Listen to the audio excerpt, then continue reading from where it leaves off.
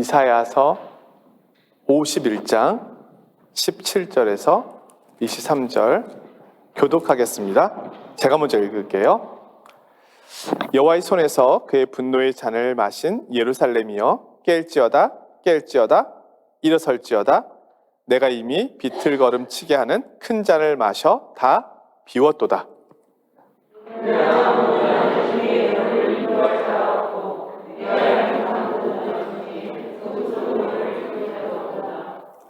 이 두 가지 일이 내게 닥쳤으니 누가 너를 위하여 슬퍼하랴. 곧 황폐와 멸망이요 기근과 칼이라.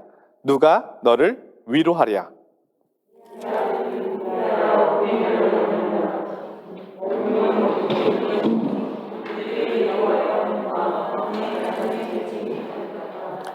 그러므로 너 곤고하며 포도주가 아니라도 취한 자여 이 말을 들으라.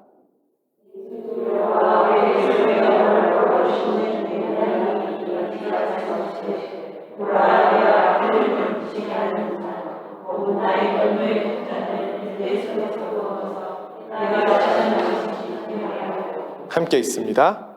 그 잔을 너를 괴롭게 하던 자들의 손에 두리라. 그들은 일찍이 내게 이르기를 엎드리라. 우리가 넘어가리라 하던 자들이라. 너를 넘어가려는 그들에게 내가 내 허리를 땅과 같게 길거리와 같게 하였느니라 하시니라. 아멘. 이 금요기도의 이 시간이 아니면 이렇게 이사야서 말씀을 이렇게 자세하게 볼 수 있는 시간이 우리 평생에 있을까? 이런 생각을 해봅니다. 왜냐하면 저도 그러니까요.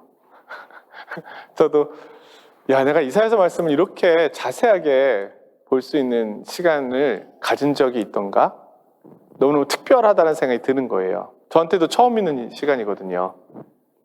매주 이사야서 말씀을 묵상하면서 또 주일은 출애굽기 말씀을 묵상하면서 어떻게 보면 제게 주어진 특권이기도 하고 또 영광스러운 경험이기도 하죠. 아, 이런 말씀이 있었구나. 이런 내용이었구나. 진리의 가치, 진리의 힘. 세상은 권력의 가치, 또 권력을 자랑하지만 우리는 진리의 가치, 진리가 참된 힘이라는 것을 알고 있죠.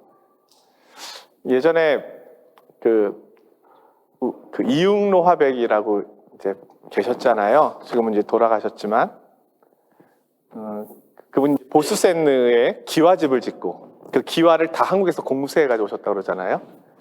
기와집을 짓고, 이제 거기서 이제 생활하시면서 화백 활동을 하시다가 이제 돌아가셨는데,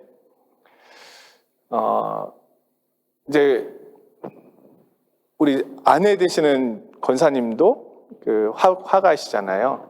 근데 어느 날 도둑이 집에 들었다는 거죠. 나갔다 왔더니 온 집안을 다 모든 서랍을 다 열어놓고 막 다 뒤져가지고 뭐 작은 거 폐물이라도 하나 있으면 가져가려고 그렇게 다 뒤졌는데 결국은 뭐 금가락지 몇 개 있었는지 모르겠는데 그런 거 가지고 이제 갔나 봐요. 나중에 이제 저희가 이제 신방을 갔었는데 너무 다행이라고 이 사방에 있는 이 그림들이 다 하나에 수억 원씩 나가는 그런 그림들인데 그 벽 전체를 다 그 이응로 화백의 그림들이 이렇게 진열돼 있거든요. 그건 하나도 건드리지 않고 가져간 거예요. 그래서 그런 이야기를 나눴죠. 가치를 모르니까 정말 비싼 거는 여기 벽에 붙어 있었는데 엉뚱한 것만 뒤지다 갔구나. 오늘 그리스도인들은 사실은 세상에 가장 행복한 사람들입니다. 왜냐하면 진정한 가치가 무엇인지를 발견한 사람들이니까요. 우리가 나중에 하나님 나라에 가면 정말 놀라게 될 일들이 많이 있을 텐데 그 중에 하나가 이 가치에 대한 이야기 아니겠습니까? 어떤 이들은 평생을 사라질 것, 썩을 것, 없어질 것을 위하여 온 힘을 다 쏟게 되는 거잖아요. 우리 소위 말하는 이제 한국의 기업들 중에 대기업, 삼성맨이라고 하는 사람들 있잖아요. 제가 이분들이 일하는 이야기를 들은 적이 있는데, 월요일부터 주일까지 일을 해요.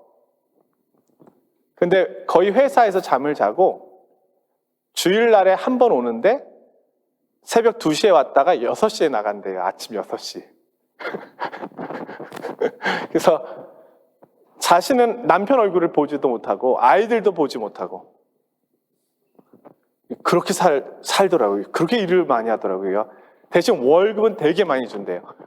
그래서 삼성맨들의 목표는 내가 10년 동안 벌어서 10년 동안 모든 에너지를 쏟아서 남은 생애를 산다. 이제 이런 마음으로 그렇게 열심히 일한다고 하는데, 나름대로 자신의 가치를 가지고 살아가는 거겠죠. 그들은 그 가치를 어떻게 보면 붙잡은 거죠. 퇴사할 수 있겠지만 그럴 수는 없는 거죠. 저는 요즘 그런 생각을 해봅니다. 그리스도인이 늘 십자가의 길을 걸어가고 좁은 문 좁은 길을 걸어가는, 하나님을 따라가는 길이 너무 힘들어요, 너무 어려워요, 이렇게 가는 사람이 과연 그리스도인일까? 사실은 그렇지 않다는 거죠. 그 좁은 문 좁은 길을 가는 것이 사실은 기쁨으로 갈 수 있는 거죠. 좁은 문 좁은 길, 사람들이 찾지 않는 그 길이 꼭 슬프고 안타깝고 외로운 길은 아닌 거잖아요. 우리 주님께서 십자가를 지고 가실 때 외롭게만 가셨겠습니까? 슬프게만 가셨나요? 성경은 뭐라고 얘기합니까? 자기 앞에 있는 즐거움을 위하여 십자가를 참으셨다. 그분은 즐거움, 더 큰 것을 위하여 어떻게 보면은 자신의 몸을 투자하신 거죠. 던지신 거죠. 왜냐하면 더 큰 즐거움과 더 큰 영광이라고 하는 약속이 있으니까. 오늘 우리 그리스도인이 걸어가는 길은 사실은 더 가치 있고 더 확실한 것, 더 영광스럽고 더 즐거운 것, 더 기쁜 것, 참된 것을 보았기 때문에 우리는 기꺼이 거기에 우리 자신을 드리는 거죠. 시간을 드리고 물질을 드리고, 금요 기도에 나와서 기도를 하고, 주일 예배의 자리를 기다리고 사모하고, 봉사의 자리에서 일하는 것을 기뻐하고. 왜요? 가장 가치 있는 일이니까. 그래서 그 가치를 발견한 사람이 가장 행복한 사람이죠. 왜냐하면 일평생 뛰어가도 그 가치를 발견하지 못한 이들이 얼마나 많습니까? 그럼 우리는 영원한 가치를 발견했잖아요. 썩지 않는 가치, 쇠하지 않는 가치, 영원한 가치. 제가 드렸던 말씀이긴 하지만 마틴 로이존스 목사님이라는 분이 영국 왕립학회의 의사로서 충분히 정말 존경받을 만한, 당대에도 의사가 된다는 것은 쉬운 일이 아니었으니까요. 20세기 초. 더군다나 자신이 살고 있었던 지역에서 소문이 난 그런 어떤 명예로운 사람이었죠. 이제 신문 기자가 와서 묻잖아요. 지역 신문에. 어떻게 당신은 그 좋은 그 직업을 버리고 목사가 되기로 결심했습니까? 지역 신문에 너무 많은 관심이 있는 거예요. 왜냐하면 이 사람이 뭐 다른 길도 아니고 목사가 됐다라고 하는 것이 너무 특별해 보이니까. 근데 마틴 로이존스 목사님이 단순하게 얘기하잖아요. 왜 그런 질문을 합니까? 나는 더 좋은 것을 선택한 거예요. 나는 최고의 가치가 있다고 보여지는 것을 선택한 거예요. 그런 질문을 하지 마시라고. 그렇잖아요. 가장 좋은 진주를 발견한 진주장사가 자기 재산을 다 팔아서 가장 값진 것을 샀는데 그것에 대하여 뭐라고 얘기합니까? 정말 잘했다. 어디서 이런 걸 발견했냐? 그렇게 얘기하지 않겠습니까? 오늘 우리가 가고 있는 길이 바로 그 길입니다. 우리는 영광스럽게 참 즐거움과 소망 가운데 걸어가는 겁니다. 기도회에 나오는 이 자리가 우리에게 너무나 기다려지는 자리고 가장 가치 있는 자리고 하나님 앞에 나와 마음껏 찬양하고 기도할 수 있는 시간이 일주일에 얼마나 되겠습니까? 이런 특권이 주어졌다는 것이 얼마나 귀한 겁니까? 이런 가치를 발견했다는 것 자체가 놀라운 것이죠. 다른 모든 걸 양보한다고 하더라도 난 주일 예배 시간을 양보할 수 없다. 나는 사실 그날을 위하여 일주일을 산다.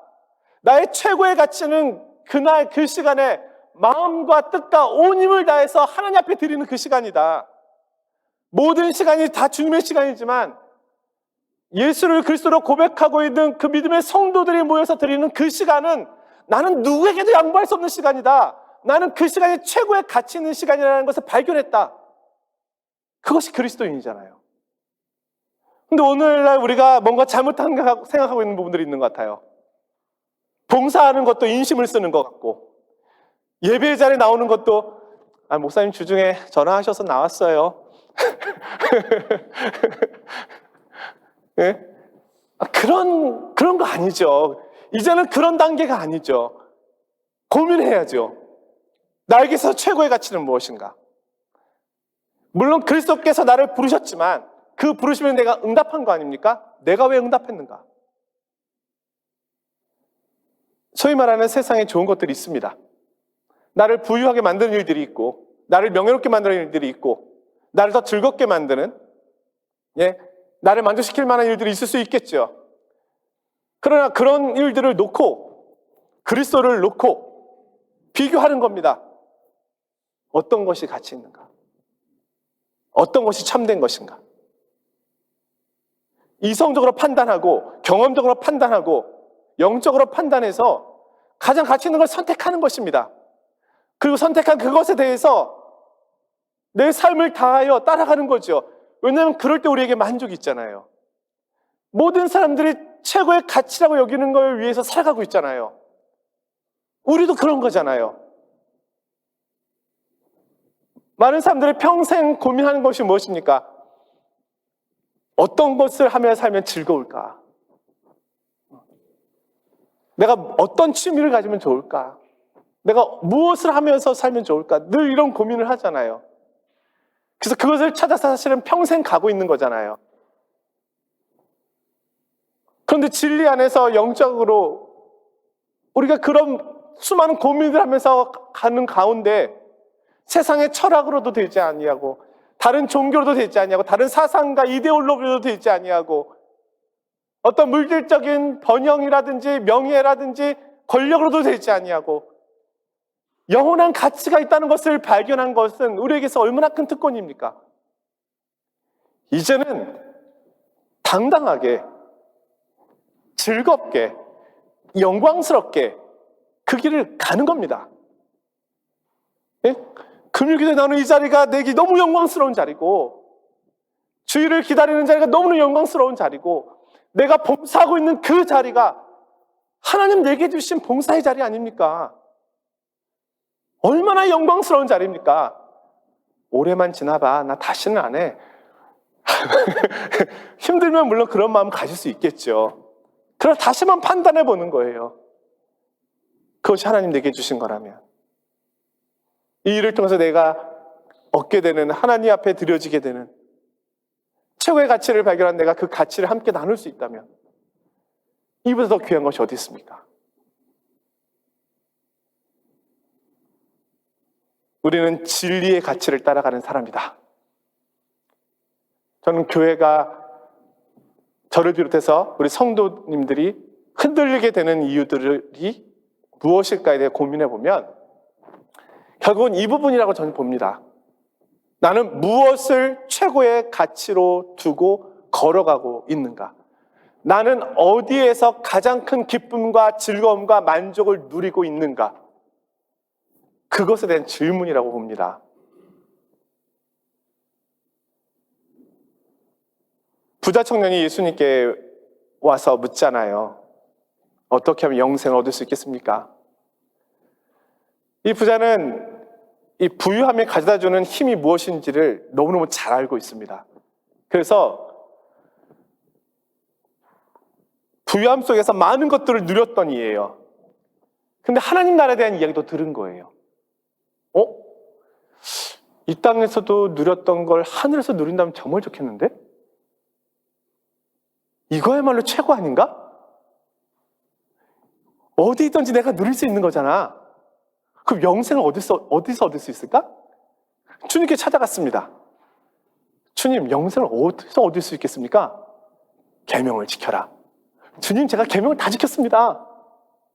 그래? 그럼 모든 것을 가난한 자에게 다 나눠주고 나를 따라와. 여러분, 그게 무슨 말씀일까요? 정말 모든 사람들이 주님을 따르려면 우리 재산을 다 팔아서 교회에 헌납하고 그럼 이단이 되는 거죠. 사이비가 되는 거죠. 그런 말씀으로 주님이 하신 겁니까? 아니잖아요. 주님이 사유재산을 인정하지 않으신 겁니까? 아니잖아요. 그런 의미가 아니잖아요. 그 부자 청년의 마음을 보신 거잖아요. 너 정말 영생이 최고의 가치라고 생각해?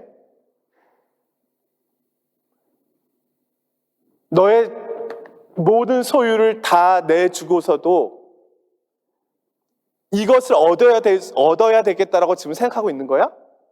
영생의 가치를 정말 그렇게 생각해? 사실 주님께서 그렇게 물어보신 거잖아요. 근데 부자는 그렇게 생각한 적이 없거든요. 이 땅에서도 누리고 하늘에서도 누리고 그렇게 생각한 거잖아요. 정말로 영생의 가치에 대하여 고민한 게 아니잖아요. 사실 정말로 고민했다면 진주장사처럼 했어야죠. 그것이 가치를 발견한 사람이잖아요. 오늘 우리가 진리에 대해서 생각하는 가치가 부자 청년의 가치 속에 머무를 수도 있는 겁니다. 천국은 따놓은 당상이고 그러면은 다 죄를 짓고 다 잘못하고 다 연약하고 다 그런 거지 뭐. 그래도 나는 주님을 믿으니까 천국은 갈 테니까 됐어. 그 정도면 충분해. 우리 주님께서 정말 말씀하신 것이 이런 것일까요? 이런 구원을 우리에게 말씀하신 걸까요? 물론 이 말씀이 교리적으로는 틀리진 않죠. 우리에게 주신 구원을 하나님께서 취소할 일은 없죠. 그러나 우리 주님께 주신 구원이 정말 그런 것일까요? 너희들 천국은 이미 다 됐으니까 이제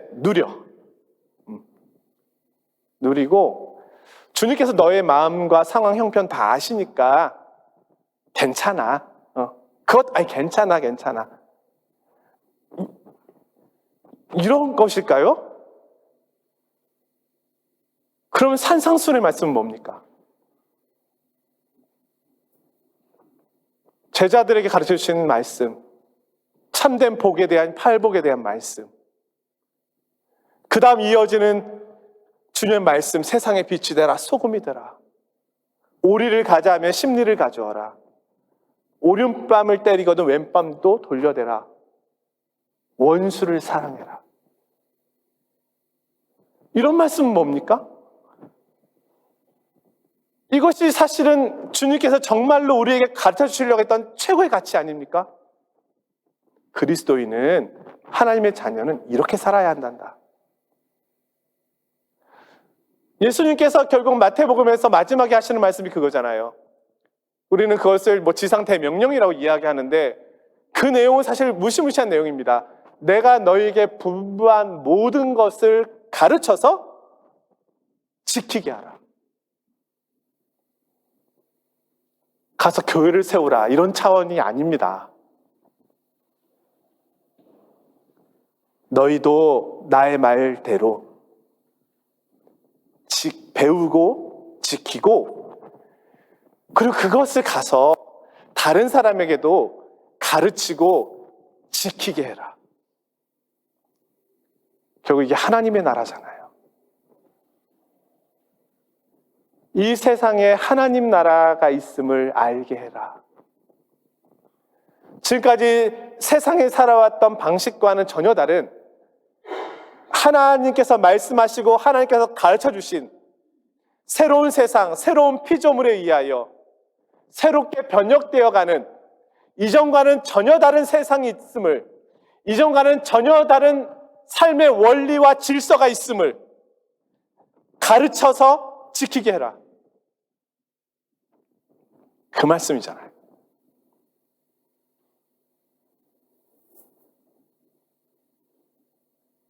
오늘 본문 말씀은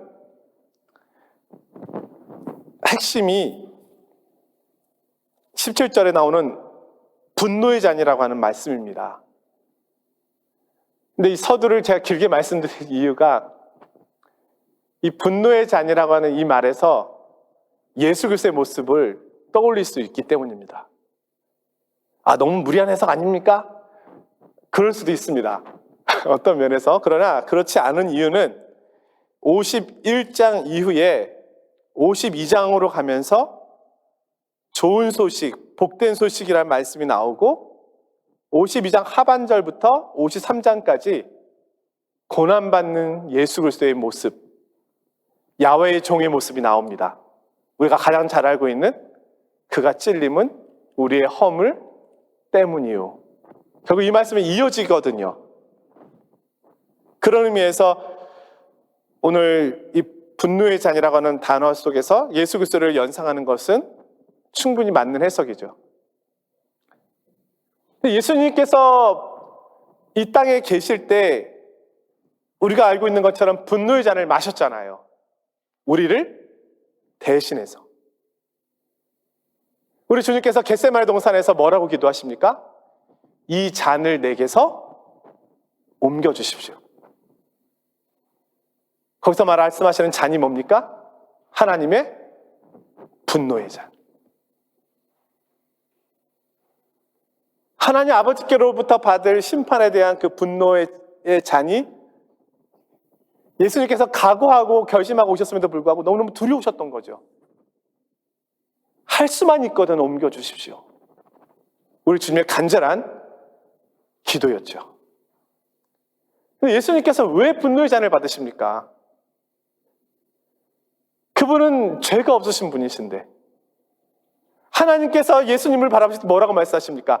이는 내 사랑하는 아들이요 내 기뻐하는 자라. 나의 사랑하는 아들이고 내가 기뻐하는 자인데 하나님이 왜 이 아들에게 분노를 쏟으시냐 말인가요? 결국 그 분노는 그리스도께서 받아야 될 분노가 아니었던 거죠. 세상이 받아야 될 분노였고 하나님을 대적하는 이들이 받아야 될 분노를 우리 주님께서 대신 받으신 거잖아요. 우리 주님께서는 자신이 이 잔을 다 마시시고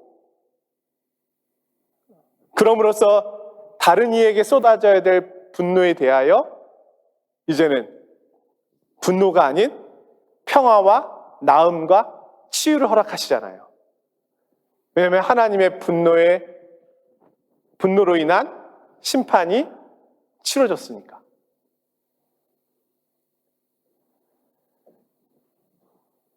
결국 나중에 예수 그리스도의 십자가의 의미를 깨달은 이들이 행동하며 살게 되는 가치가 무엇입니까?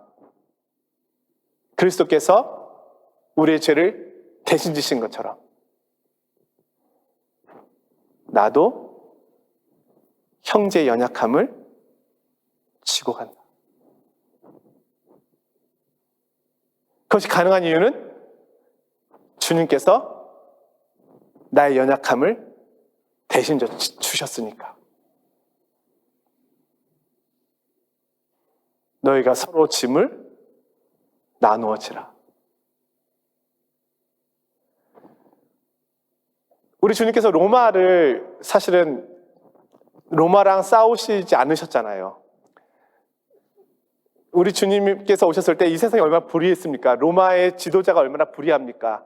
예? 로마 황제, 그 다음에 분봉왕, 얼마나 정치적인 사람들입니까? 예? 헤롯. 우리 주님께서 여우라고 하는 말을 한번 쓰시긴 하셨지만 특별히 정치인들에 대해서 그렇게 구체적으로 비난하신 적이 없어요. 사실 정치에 되게 민감한 사람들이 많고 저도 아주 민감하진 않지만 관심 있는 사람인데 우리 주님은 정치 때문에 괴로워하지 않으셨더라고요. 보면은 어떻게 그러실 수 있을까? 공의로우시고 정의로우신 분인데. 제자들 중에는 열심당원들도 있었습니다. 사실 이들은 열심당원들은 어떻게든지 예루살렘을 회복시키고 로마군을 물리치려고 하는 그런 어떤 싸움, 전쟁이라도 불사르겠다고 하는 그런 마음을 가진 이들이 있었잖아요. 그리고 실제로 유대인 곳곳에서는 그런 어떤 로마에 도전하는 그런 전쟁과 같은 일들이 일어났잖아요. 강도 바라바, 거기서 말하는 강도가 질이 아주 나쁜 그런 일일 수도 있지만 정치적으로 로마에 대항했던 이를 강도라고 부를 수 있는 거죠. 그러니까 그나 정치범인 거죠. 그런 일들이 흔하게 있었던 거예요. 로마에서는 그 정치범을 가장 무서운 죄로 다스려야 되는 거죠. 그래야 다시는 로마의 독립을 이야기하지 않을 테니까, 로마로부터의 독립을 이야기하지 않을 테니까. 그런 분위기 속에서 제자들이 새로운 나라를 꿈꿨고 새로운 사회에 대한 이상을 갖고 있었죠. 그 나라가 어떤 나라일까? 의식주가 걱정이 없는 나라, 정치적인 영향력이 미치지 않는 그 나라, 그들이 꿈꿨던 나라가 있습니다. 근데 우리 주님께서 그 나라에 대해서 설명하시는데 특별히 정치 지도자와 부딪히지 않으셨지만 바리새인과 사두개인들을 비롯한 이 위선자들과 자기 위치에서 내려오지 않으려고 하는 그 권력에 취해 있는 그들을 꾸짖으시면서 하셨던 말씀들이 많잖아요. 그중 하나 대표적인 것은 섬기는 자가 크다. 큰 자는 대접을 받는 자가 아니다. 대접을 하는 자. 인자는 섬김을 받으러 온 것이 아니라 섬기러 왔노라. 사실은 이 가치가 넓은 의미에서 로마가 무너졌음에도 불구하고 끝까지 살아남는 것은 그리스도의 이 말씀의 가치죠. 이 말씀의 가치가 어떻게 나타납니까? 인자는 친구를 위하여, 형제를 위하여 목숨까지 내준다. 이렇게 말씀하시는 거잖아요. 그것이 하나님 나라의 가치라는 거예요. 하나님 나라가 세워지는 방식이라는 거예요. 나중에 예수님을 따랐던 제자들이 다 어떻게까지 갑니까? 물론 복음을 전하다 순교하지만 실제적으로는 복음을 전한다고 하는 그 말 속에 어떤 의미가 담겨 있는 건가요? 예수님의 말씀을 순종하며 성취하려다가 죽는 거잖아요. 형제를 위하여 자신의 목숨을 내주는 방식으로 주님의 뒤를 따라가잖아요. 섬기는 자로 끝까지 살아가잖아요. 지금 로마는 무너졌죠. 유적지만 남아있죠. 그런 예수님의 말씀은요, 살아있지요. 어떻게 해요? 믿음의 성도들, 순종하는 이들을 통해서 그 가치와 생명이 살아서 일하고 있잖아요. 주님의 말씀은 영원한 거예요.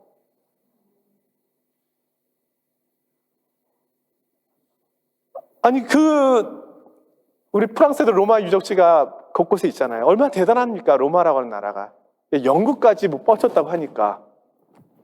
근데 지금은 역사에 훨씬 뒤에 있는 거 아닙니까? 그러나 주님의 말씀은 다르잖아요. 결국 세상을 정복한 것은 로마적 가르침이 아니라, 힘의 가르침이 아니라, 부의 가르침이 아니라 진리의 가르침이었다는 거예요. 결국 오늘 우리가 최고의 가치로 따라가는 건 뭡니까? 바로 이 말씀의 가치라는 거예요. 예수 그리스도의 진리의 말씀의 가르침. 그리고 이 말씀의 가르침이 순종되어지고 실천되어지는 그곳에 하나님의 나라가 세워져 가므로 세상 나라를 책망하게 되는 거죠. 그 출발점은 바로 교회입니다. 그래서 교회는 세상에서 볼 때 달라야 되는 거예요. 성도들의 삶의 자리는 다른 거예요. 말도 다르고 행동도 다르고 생각하는 것도 달라요. 왜냐면 우리 주님이 그러셨으니까. 그래서 교회의 모습을 통해서 하나님의 모습이 드러나게 되는 거죠. 이것이 전도잖아요.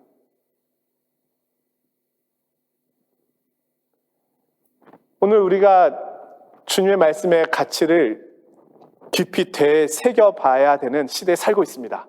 물론 어느 시대나 그랬지만 이 시대는 더욱 그러합니다. 왜냐하면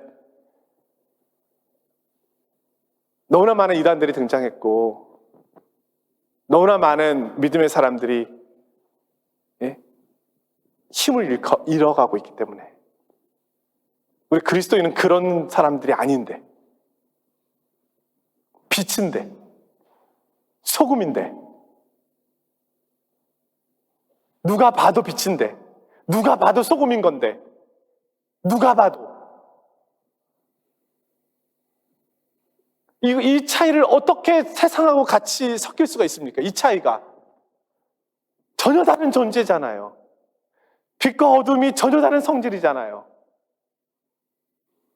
소금과 설탕은 전혀 다른 성질이잖아요. 네? 근데 우리가 어떻게 그렇게 세상 안에서 잘 살 수 있냐고요. 그것은 뭔가 아닌 거잖아요.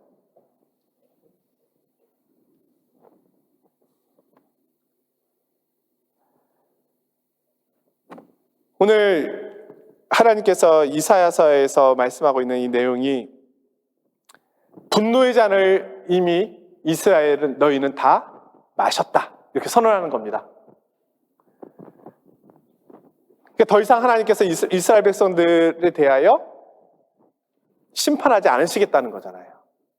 이스라엘은 자신의 잘못 때문에 지금 심판받았습니다. 그래서 그것이 바벨론 포로 생활로 이어졌죠.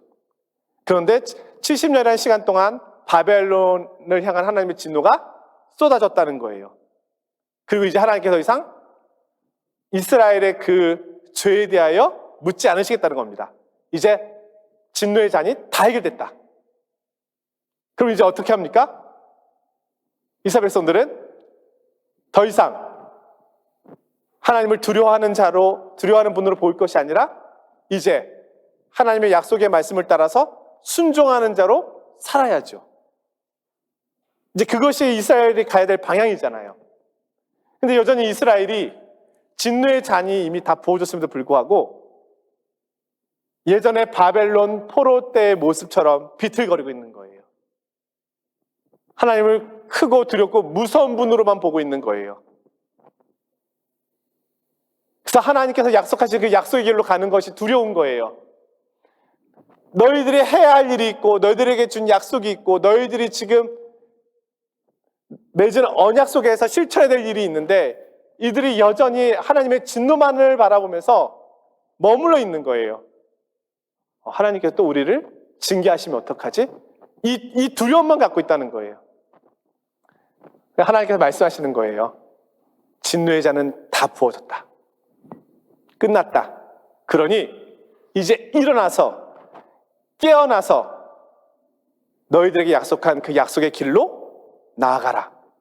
바로 가나안 땅, 시온성을 향하여 나아가라. 계속해서 이전에 맞았던 것만 기억하고 혼났던 것만 기억하고 주저앉아 있지 말고 표대를 향해서 목표를 향해서 나아가라. 그렇게 말씀하는 것이죠. 이 말씀은 오늘 우리에게도 동일하게 적용됩니다. 그리스도께서 우리의 진노의 잔을 다 마시셨습니다. 그럼 이제 우리는요,